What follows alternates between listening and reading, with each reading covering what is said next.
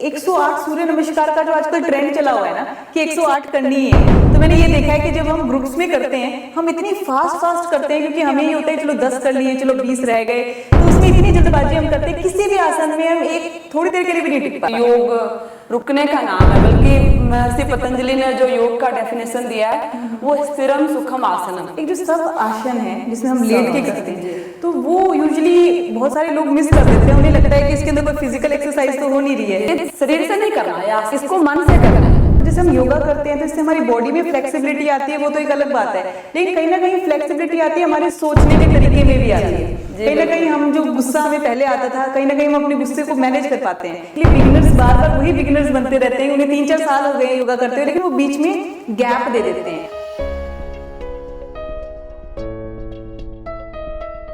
नमस्कार दोस्तों, आप सुन रहे हैं पाथवे टू हीलिंग। आज का एपिसोड एक स्पेशल योगा सेशन है बिगिनर्स के लिए, उन लोगों के लिए जो अपनी रोजाना जिंदगी में योगा को शामिल करना चाहते हैं लेकिन सोच नहीं पाते कि शुरुआत कैसे करें। हमारे साथ हैं आज एक विशेष मेहमान डोली जी, जो केंद्र प्रमुख हैं भारतीय योग संस्थान की।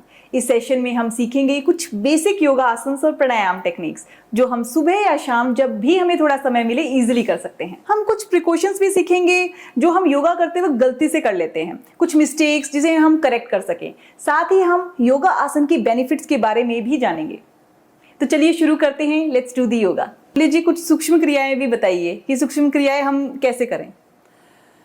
जैसे हम गर्दन की क्रियाओं से शुरू कर सकते हैं, स्टार्ट कर सकते हैं। गर्दन, कंधे, फिर हम भुजाओं को घुमा सकते हैं गोलाकार में, साइकिलिंग कर सकते हैं छोटे छोटे, लेट के, बैठ के।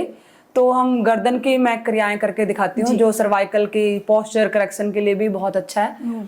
तो हम सीधा बैठेंगे, रीढ़ को सीधा रखेंगे, ढीला रखेंगे और श्वास भरते हुए ले जाएंगे धीरे धीरे गर्दन पीछे की ओर, लगा दे पीछे रीढ़ के साथ।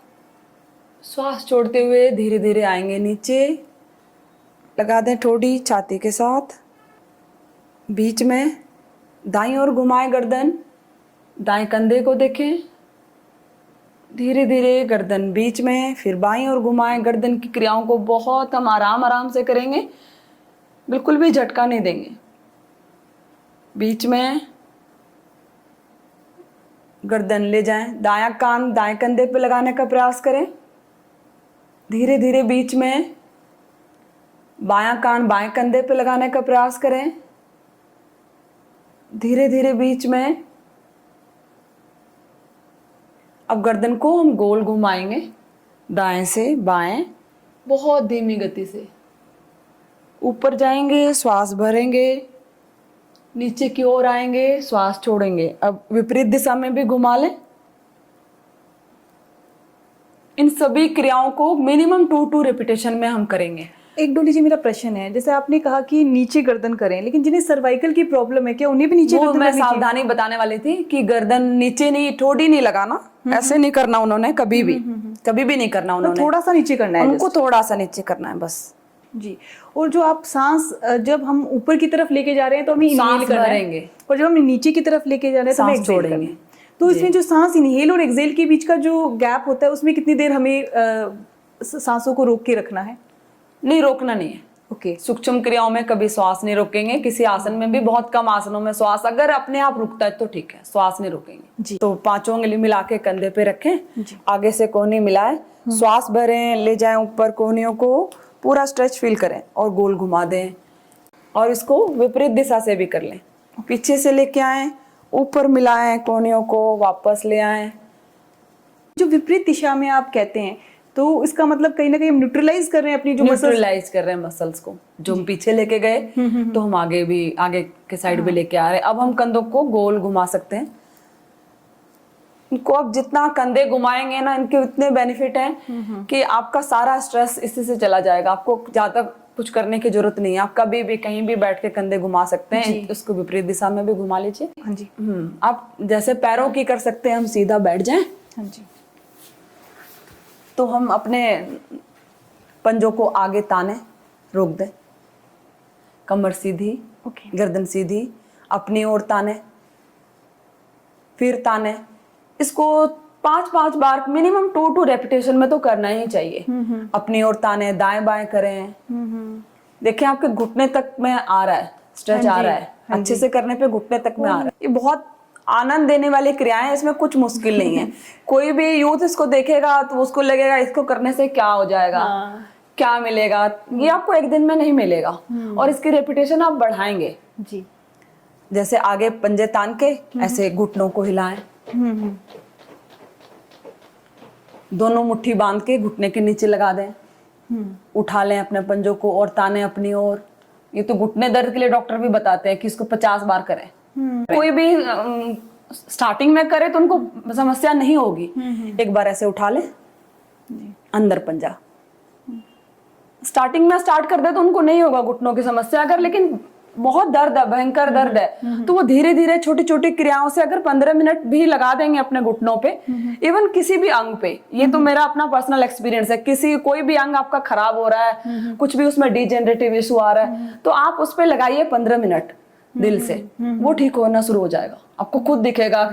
दवाइयां असर करेंगी वो अलग चीज है, पर आपका शरीर आपको रिस्पॉन्स देगा कि मैं ठीक हो रहा हूँ, अब आपको ये करना चाहिए। और डॉक्टर भी आपको इसी पे लेके आते हैं, एक्सरसाइज के बिना नहीं हो पाता। हाँ जी। फिजियोथेरेपी तो वो भी सजेस्ट करती ही है जब भी कोई जैसे exercise साइकिलिंग कर सकते हैं आप ऐसे। ओके। ये भी आप कहीं भी बेड पे बैठे, ये भी सूक्ष्म क्रियाओं में इस पे तो घुटने के यहाँ मूवमेंट घुटनों को से सपोर्ट देना भी जरूरी है। सपोर्ट दे।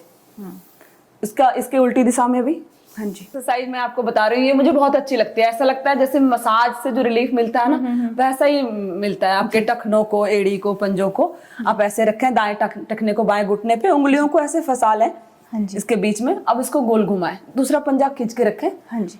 घुमाएं ऐसे गोल, विपरीत दिशा से भी घुमाएं, थोड़ा हिलाए डुलाए अंदर बाहर। आपको थोड़ी देर में ऐसा लगेगा कि बहुत आराम मिल गया है। डोली जी, सूक्ष्म क्रियाएं तो हमने कर ली हैं, अब इसके बाद क्या नेक्स्ट स्टेप होता है? नेक्स्ट स्टेप आसनों की तरफ चलते हैं। आसन कुछ करते हैं बिगिनर्स के लिए। जी। मैं ताड़ आसन करके दिखाऊंगी।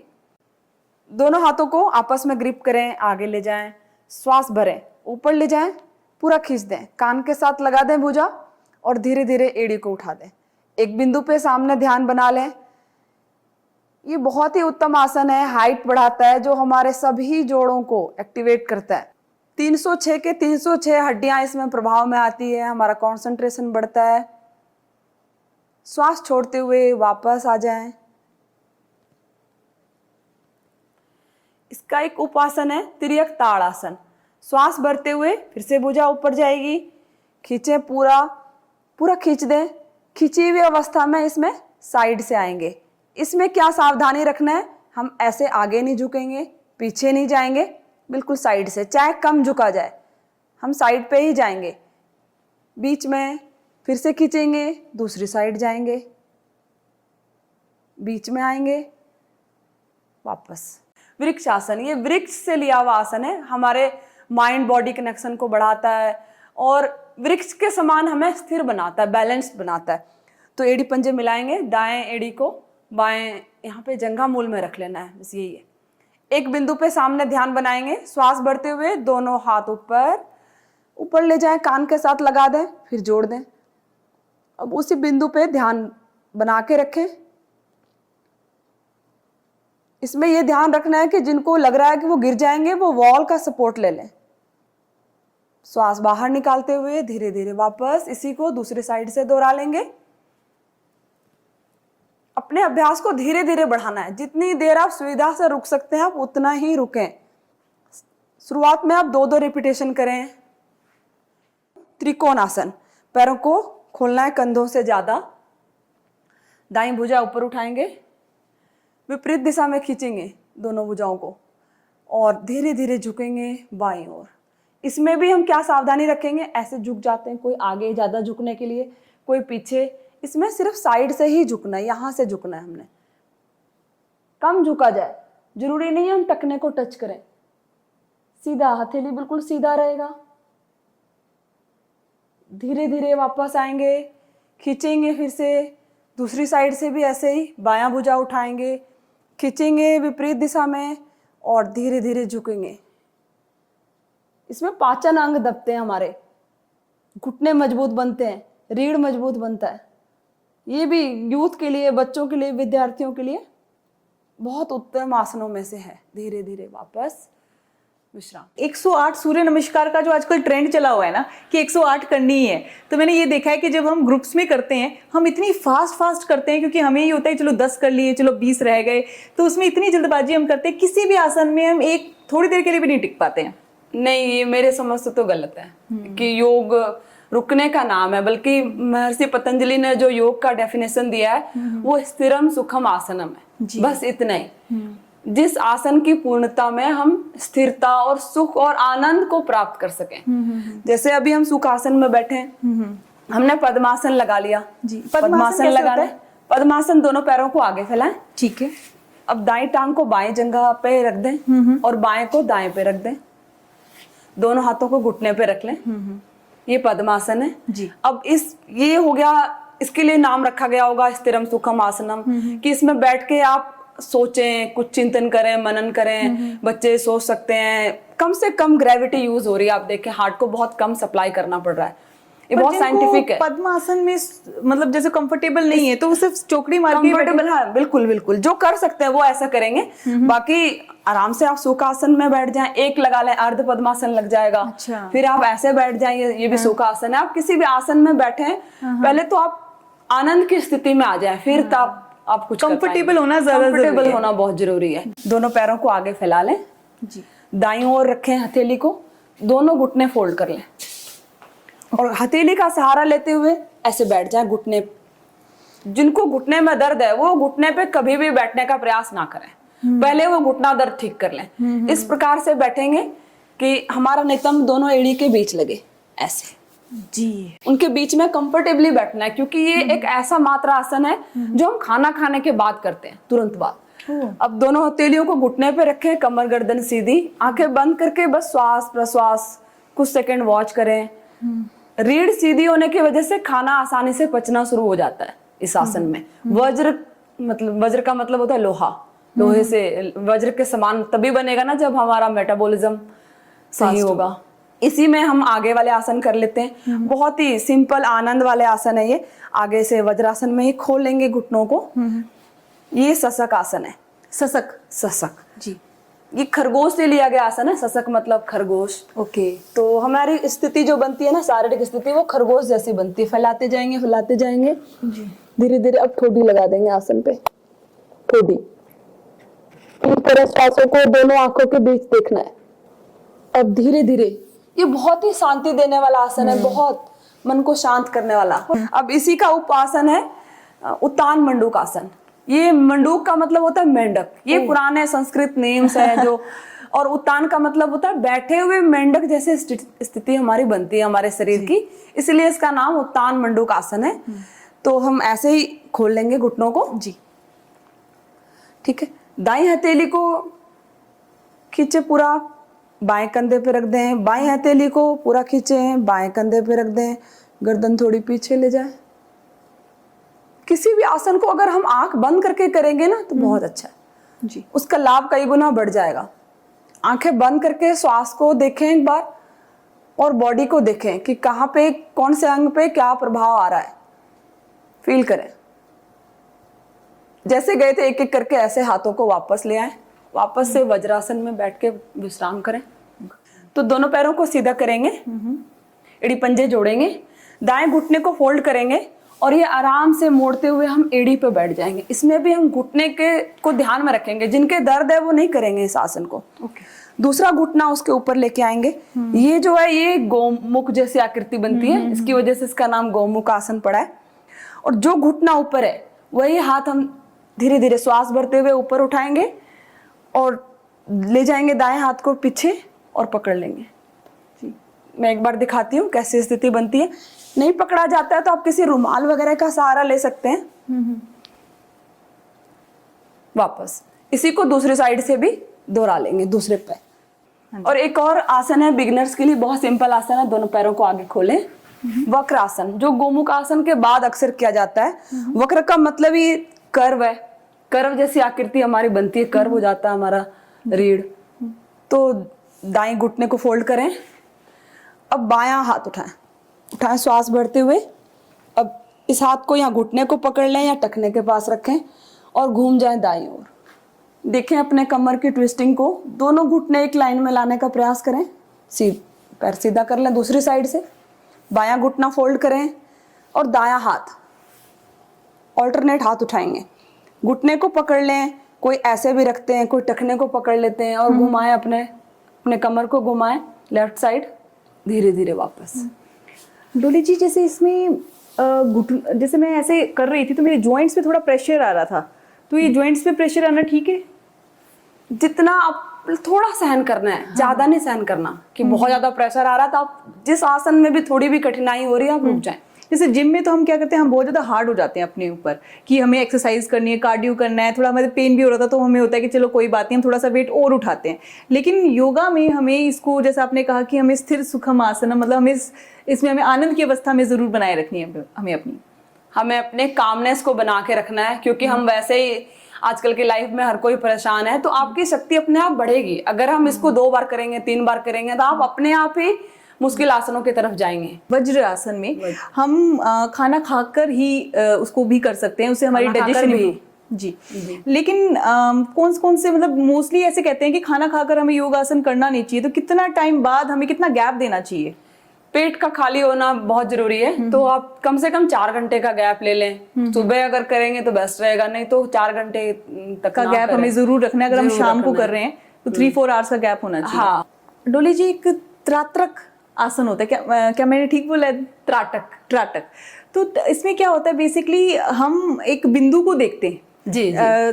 उससे मुझे लगता है कि कंसंट्रेशन काफी बढ़ती होगी। जी बिल्कुल। हमारे योग में भी है, आंखों की जो क्रियाएं हैं, आंखों चक्षु व्यायाम बोलते हैं हम उसको, वो उसमें त्राटक भी आता है। त्राटक तो बहुत पुरानी विद्या है, कोई आज की बात नहीं है। उससे आईज भी इंप्रूव होती है, क्योंकि आईज से पानी आने लग जाते हैं। जी वो उसको भी यही है कि एक दिन में पानी नहीं लाना। अच्छा। तो आंखों को ऊपर नीचे घुमाना, दाएं बाएं घुमाना, आंखों को गोलाकार में घुमाना, ताकि आपका मसल मजबूत बने। मैं लेटने वाले आसन करके दिखाती हूँ जी, जो कोई भी बिगिनर्स कर सकते हैं। बड़ा अच्छा आसन है ये, सेतु बंद आसन। सीधा लेट जाए, दोनों घुटनों को फोल्ड करें, लेके आए अपनी ओर, पकड़ लें इसको, टखनों को थोड़ा फासला रखें घुटनों में, टखनों में। सांस भरें, श्वास भरते हुए धीरे धीरे उठा दें अपना lower back, middle back, upper back, थोड़ी छाती के साथ लग जाए, उठाएं, रुके कुछ क्षण, धीरे धीरे वापस। ये हमारे फेफड़ों की शक्ति को बढ़ाता है, बहुत ही अच्छा आसन है ये। दोनों पैरों को आगे फैलाएं, दोनों हाथ शरीर के साथ, श्वास भरते हुए दोनों टांगे उठा दें, 30 डिग्री तक उठा दें, रोक के रखें। ये हो गया उत्तान पाद आसन। और श्वास भरते हुए दोनों हाथ, दोनों पैर उठा दें, नौका आसन। श्वास छोड़ते हुए वापस आ जाए। इसको आप रिपीटेशन में कर सकते हैं बेली फैट के लिए, लेकिन वही रहेगा कंडीशन कि आप पहले सूक्ष्म व्यायाम करें, फिर आप श्वासों वाला कोई व्यायाम करें, कोई प्राणायाम करें, ध्यान करें, तो ही आपको बेनिफिट मिलेगा कुछ भी करने का। एक जो सब आसन है जिसमें हम लेट के करते हैं, तो वो यूजुअली बहुत सारे लोग मिस कर देते हैं। उन्हें लगता है कि इसके अंदर कोई फिजिकल एक्सरसाइज तो हो नहीं रही है, तो उसकी कितनी इंपॉर्टेंस है? बहुत इंपॉर्टेंट है, उसको एंड में हमें करना ही चाहिए। सब आसन में लेटे, एक बार मतलब अपने पूरे शरीर पे ध्यान बनाएं कि हमने क्या किया है, कहाँ कितना प्रभाव पड़ा है, कोई मसल छूट गया है या बहुत ओवर यूज हुआ है, उस पर ध्यान बनाएं, अपने सांसों पे ध्यान बनाएं। सब आसन जो लिया गया है ना हमारे, ये शरीर से नहीं करना है आसन को। अच्छा। इसीलिए लोग छोड़ देते हैं कि इसमें शरीर का तो कोई रोल नहीं है, हम क्या ही करेंगे, आराम करना है।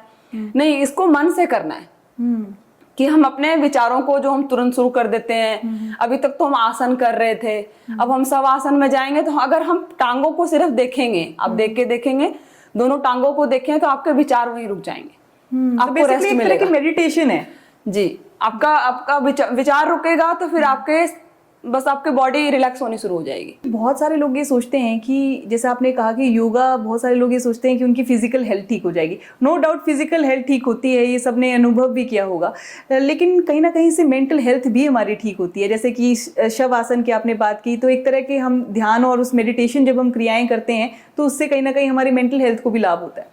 कहीं ना कहीं नहीं, मुझे लगता है मेंटल हेल्थ के लिए ज्यादा है योग। अगर फिजिकल हेल्थ तो हम कहीं से भी अच्छा कर सकते हैं, हम कुछ भी कर सकते हैं, हम जिम जा सकते हैं, हम वजन उठा सकते हैं, बहुत तरह के एक्सरसाइज, पता नहीं क्या क्या चला हुआ, हम कुछ भी कर सकते हैं फिजिकल हेल्थ को ठीक करने के लिए। मेंटल हेल्थ को मुझे नहीं लगता कि योग से अच्छा कुछ है कि हम ध्यान करें, अपने श्वासों पे ध्यान बनाएं, प्राणायाम करें। और जैसे हम योगा करते हैं तो इससे हमारी बॉडी में फ्लेक्सिबिलिटी आती है, वो तो एक अलग बात है, लेकिन कहीं ना कहीं फ्लेक्सिबिलिटी आती है हमारे सोचने के तरीके में भी आती है। कहीं ना कहीं हम जो गुस्सा हमें पहले आता था, कहीं ना कहीं हम अपने गुस्से को मैनेज कर पाते हैं, क्योंकि जब हम बंधाज लगाते हैं या जहाँ कहीं हम अपनी सांसों को रोक के रखते हैं, तो कहीं ना कहीं उससे सिर्फ वो सांसों को रोकना नहीं हुआ, वो कहीं ना कहीं हम अपने थॉट्स को भी रोकते हैं। तो एक तरह की हम एक प्रैक्टिस कर लेते हैं कि जिससे हम अपने एंगर को भी मैनेज कर सकते हैं। हमारा बॉडी डिटॉक्सिफाई बहुत चला हुआ है, लिवर डिटॉक्सिफाई करें, ये डिटॉक्सिफाई करें। हमारे मन में पता नहीं कब से हम रोज नहाते हैं, मन में पता नहीं कब से हमने चीजें लेके बैठे हुए हैं, जैसे मतलब हम माफ नहीं कर पाते किसी को, गुस्सा बहुत ज्यादा आता है। तो आप किसी को भी करके अगर वो देखेगा ना प्राणायाम थोड़ा सा, कि उनको कितना बेनिफिट मिल रहा है। और ये रीजन है कि योगा जो है, जो बिगिनर्स के लिए हम आज एक सेशन कर रहे हैं, तो योगा क्या है, बेसिकली बिगिनर्स बार बार वही बिगिनर्स बनते रहते हैं, उन्हें 3-4 साल हो गए हैं योगा करते हुए, लेकिन वो बीच में गैप दे देते हैं। और क्योंकि जैसे आपने बताया वो सिर्फ फिजिकल हेल्थ के लिए कर रहे हैं, कहीं ना कहीं वो एक इसका डीपर मीनिंग नहीं देख पा रहे हैं। एक और क्वेश्चन मेरा ये है कि जैसे हम प्राणायाम, अब नेक्स्ट स्टेप जो होगा वो प्राणायाम का होगा, तो हम आसन के बाद ही क्यों प्राणायाम है, प्राणायाम पहले से क्यों नहीं? क्योंकि यूजुअली क्या होता है कि अगर हम योगा समझते हैं, योगा को हम ये समझते हैं कि हम अनुलोम विलोम कर लें या कुछ कपालभाति कुछ कर ले, तो पहले आसन ही करें। जैसे पहले हमने सूक्ष्म क्रियाएं किया, उसका एक कारण था कि हमने अपने जोड़ों को एक्टिवेट करना था, ब्लड फ्लो करना था। तो उसके बाद हमने शक्ति लगाने वाला स्ट्रेचिंग किया या थोड़ा बल लगाया अपने ऊपर। अब हमें रिलैक्सेशन की तरफ जाना है, ताकि कोई ये ना कहे कि मैं तो थक गया, मैं तो ये करके थक गया, अब मैं तो आराम करूंगा 1 घंटा। नहीं, मैंने कभी आज तक योग करके आराम नहीं किया है, किसी साधक को भी मैंने करने नहीं दिया है। पूछती भी हूँ कि आप थक गए क्या, वो कहते नहीं हम ठीक हो गए। और ये बात तो मैंने भी फील की है कि जब जिम करते हैं या डांस भी करते हैं तो उसके बाद हमें एक ब्रेक चाहिए होता है, लेकिन योग करने के बाद हमें कोई ब्रेक नहीं चाहिए। ब्रेक नहीं चाहिए होता है। किसी भी सुविधा अनुसार आसन में बैठ जाएं, कमर गर्दन सीधी रखें, दोनों हाथ ज्ञान मुद्रा में, श्वासों को देखें, श्वास कैसे आ रहे हैं कैसे जा रहे हैं फील करें। पहले मैं बताऊंगी गहरे लंबे श्वास के बारे में, क्योंकि ये बेसिक ऑफ प्राणायाम है, प्राणायामों के आधार है, सारे प्राणायाम इसी पे बने हुए हैं, पूरक, रेचक, कुंभक।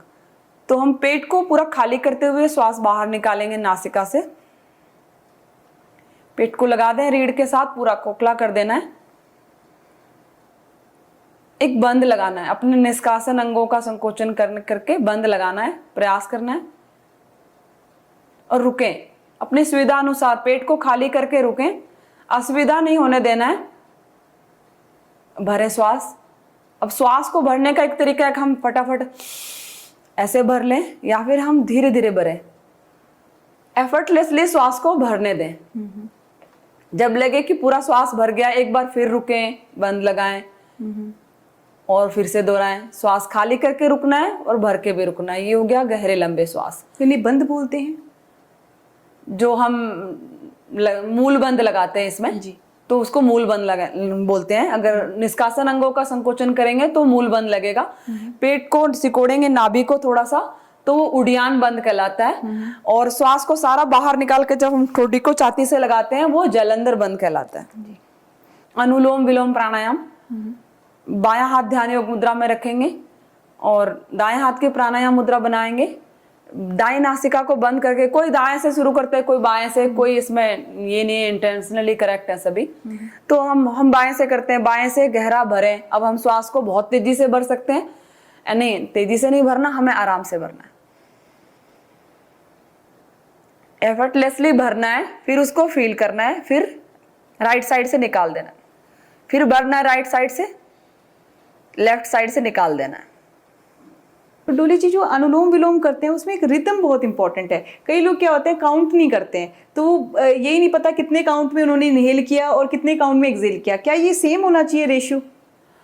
अनुपात बहुत जरूरी है योग में। अगर आपने फटाफट सांस भर लिया, बहुत फटाफट बाहर निकाल दिया, तो ऐसा नहीं है। अगर आपने भरना कम है, छोड़ना थोड़ा ज्यादा है, अच्छा, ये अनुपात होना चाहिए। आपने 4 में भरा तो 6 में निकाल दें। और होल्ड कितनी देर के लिए रखना है? होल्ड अनुलोम विलोम में होल्ड नहीं करना। ओके। अनुलोम विलोम में कुंभक नहीं लगाना। तो कुंभक का मतलब होता है होल्ड करना, जब हम सांसों को होल्ड करते जी, हैं। हमने होल्ड किया वो कुंभक हो गया। तो इसकी क्या इंपॉर्टेंस है होल्ड करने की? कुंभक का बहुत ज्यादा, प्राणायाम का मतलब ही कुंभक से बना है प्राणायाम। जैसे हम कुंभक लगाते हैं आदत अनुपात, जैसे आपने पूछा कितने अनुपात रोकना है, वो कुंभक से ही सारा प्राणायाम बना है। और अगर हमने श्वास को बाहर निकाला और कुंभक लगा दिया, तीनों बंद, ये हो गया बाह्य कुंभक। श्वास को अंदर भरा, फिर रोक लिया, अपने मन में चाहे रोक लिया, ये हो गया आंतरिक कुंभक, जब अंदर श्वास रुका। ओके। अंदर श्वास रुकने का अलग बेनिफिट है, बाहर पर इसमें ये सावधानी रखनी चाहिए कि जिनको हार्ट की प्रॉब्लम है, अस्थमा है, बीपी है, सर्जरी कराया है, तो वो श्वास नहीं रोकेंगे, वो कुंभक नहीं लगाएंगे। अच्छा जी। तो अनुलोम विलोम डोली जी मुझे लगता है कि हर कोई कर सकता है, चाहे जैसे हाई बीपी की प्रॉब्लम है, लो बीपी है, तो अनुलोम विलोम हर हेल्थ के लिए ठीक हर है। कोई कर सकता है। और बहुत इसमें खाने पीने का भी बहुत ज्यादा नहीं है कि आप कर सकते हैं। जी। तो नेक्स्ट प्राणायाम बताइए डोली जी। कपालभाति कर सकते हैं जी। सुखासन में बैठ जाएं, दोनों हाथों से घुटने को पकड़ें, चिन्ह मुद्रा बोलते हैं असल में। चिन्ह मुद्रा। जी। और इसे ज्ञान मुद्रा ज्ञान मुद्रा, जी। इसको ऐसे भी कर सकते हैं, कोई दिक्कत नहीं है। पीठ गर्दन सीधी रखें, श्वास को इसमें बाहर फेंकना है। जी। इसको भी प्रयास करना है हम रिदम में करें, एक ताल में करें, कि श्वास थोड़ी सी अपने आप भरी जा रही है, हमें टाइम मिले श्वास भरने का भी, ऐसे एक प्रॉपर गैप मतलब और जो मेंटेन आप करें। जैसे सांस छोड़ रहे हैं उस पेट अंदर की पेट तरफ, अंदर लेके श्वास को हम छोड़ेंगे। क्या है? तो ये हाई बीपी वाले क्या कर सकते हैं? जी बिल्कुल, हाई बीपी वाले कर सकते हैं। बहुत ज्यादा हाई बीपी अभी है या फिर बहुत ज्यादा नहीं करना, उन्होंने ध्यान रखते हुए करना है, किसी के देख रेख में, इसीलिए किसी के देख रेख में कर, हाई बीपी वाले कर सकते हैं प्राण कपालभाति, ज्यादा नहीं करना उन्होंने। ओके। कि बहुत लंबा अभ्यास कर रहे हैं, ऐसा नहीं करना। अब आप भ्रामरी प्राणायाम भी बताइए, क्योंकि मैंने इसके बहुत सारे बेनिफिट्स सुने हैं और ये भी सुना है कि भ्रामरी रात को करने से पहले हमें बहुत अच्छी नींद भी आती है। जी, भ्रामरी प्राणायाम हम किसी भी टाइम कर सकते हैं। तो कानों को पहले अंगूठे से प्लग करेंगे, 2 उंगली आंखों पे रखेंगे, 2 उंगली होठों पे रखेंगे और गहरा श्वास भर के जीवा को मोड़ के तालू से लगाना है, जीभ को फोल्ड करना है, गहरा श्वास भरना है और सांस को छोड़ते हुए भंवरे के समान गुंजन या फिर ओम अपने मन में बोल सकते हैं।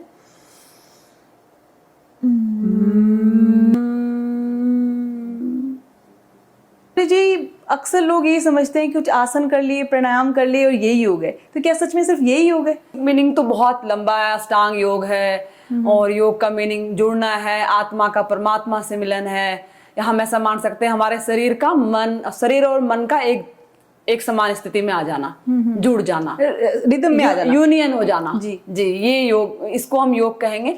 योग का मतलब मेरे समझ से एक योग जैसा आचरण करना, वो बहुत आचरण में आपका योग आना चाहिए ना। तो योग कैसे आएगा? हम शुरुआत कैसे करेंगे कि हम अपने श्वासों पे अवेयरनेस बनाएं। जितना हम श्वास वाला हम करेंगे ना अच्छे से, कि श्वास हम लेते तो हैं, हमें पता ही नहीं लगता, हम श्वास छोड़ते ही नहीं है।